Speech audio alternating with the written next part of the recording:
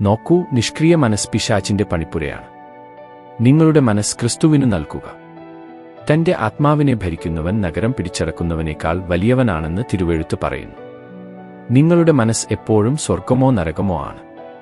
നിങ്ങൾ ക്രിസ്തുവിലേക്ക് വരുമ്പോൾ നിങ്ങളുടെ മനസ്സ് അവനിലേക്ക് കൊണ്ടുവരണം. ഗ്രന്ഥത്തിൽ മനസ്സിനെക്കുറിച്ച് പറയാൻ ധാരാളമുണ്ട്. അവൻ മനസ്സിന്റെ നാഥനാകണം.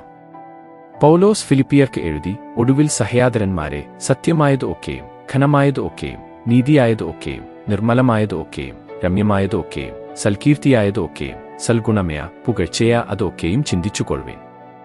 എന്തെങ്കിലും പുണ്യമുണ്ടെങ്കിൽ, എന്തെങ്കിലും പ്രശംസയുണ്ടെങ്കിൽ ഈ കാര്യങ്ങൾ ചിന്തിക്കുക. അതാണ് നിങ്ങൾ ചിന്തിക്കേണ്ടത്. നമ്മുടെ മനസ്സ് ക്രിസ്തുവിൽ സൂക്ഷിക്കുക. പല മനസ്സുകളും അഹങ്കാരവും കോപവും അസൂയയും കാമവും കൊണ്ട് നിറഞ്ഞിരിക്കുന്നു. മനസ്സിന്റെ നിയന്ത്രണം ക്രിസ്തുവിനെ അനുവദിക്കുക എന്നതാണ് പ്രതിവിധി.